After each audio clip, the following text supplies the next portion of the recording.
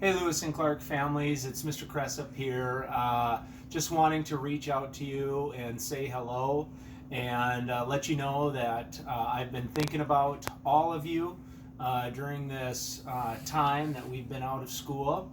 And just want you to know that we've been working hard this week to try and figure out what we're going to do next. Next week, you're going to be, if you haven't already heard from your teachers, you're going to be hearing from them quite a bit in the upcoming weeks, depending on how long we are out of school. But I thought I'd do something for all of our families, and that's to read a story. And I'm going to try to do this each night. You can use it as a bedtime story. If you want to have your kids watch it, feel free. But I'm going to pull in my kids, Kyla and James, so if you guys would come over here. And they picked out one of their favorite books. I think it's probably Kyla's favorite books. And this book is called The Good Egg. And you can see they're in their jammies, ready to go. Right before we go to bed, we're going to try to read every night. And I would love to share this with you as well. And so this book is called The Good Egg.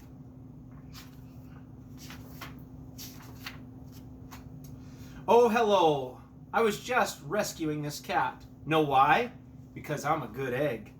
A very good egg.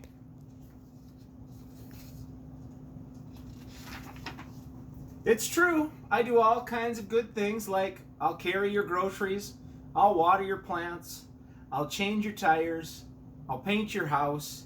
If you need any help whatsoever, I'm your egg.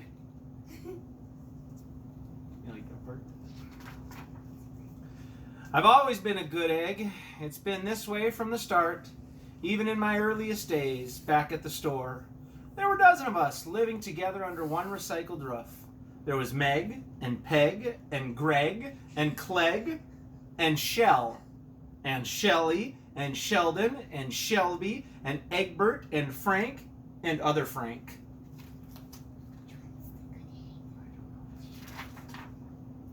The other 11 eggs weren't on their best behavior. They weren't exactly good. They ignored their bedtime. They only ate sugary cereal. They threw tantrums. They cried for no reason. They broke their stuff on purpose.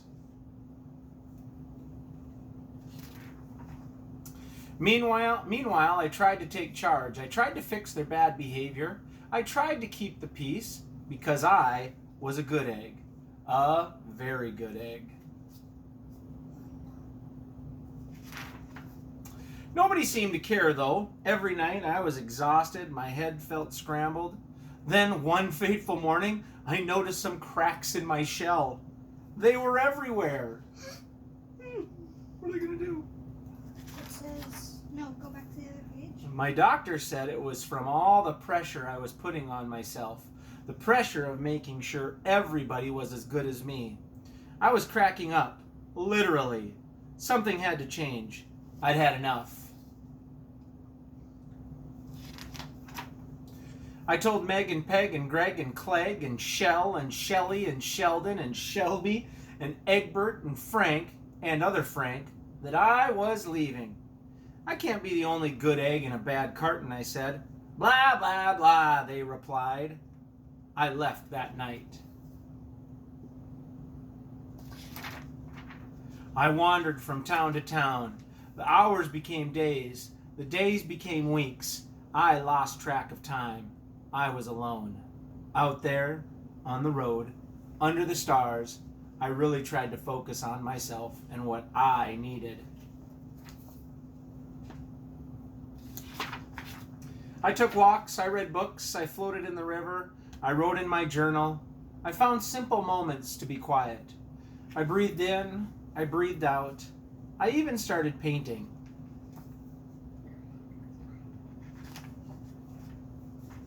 For once, I found time for me. And guess what? Little by little, the cracks in my shell started to heal. My head no longer felt scrambled.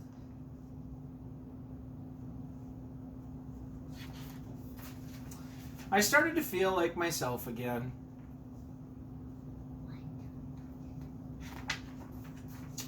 So, I've made a big decision. I'm returning to my old carton and my friends. Besides, I'm kind of lonely out here. This time, I know what I need to do. I'll try not to worry so much. I'll be good to my fellow eggs while also being good to myself.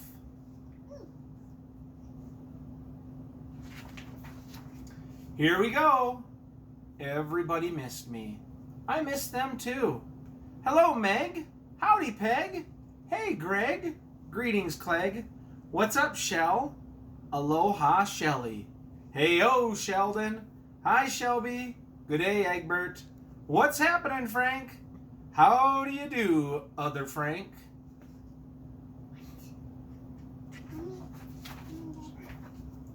Sure, every once in a while somebody's still a little bad, but it's not like before. Here's what I realized. The other eggs aren't perfect, and I don't have to be either. I'm okay with that.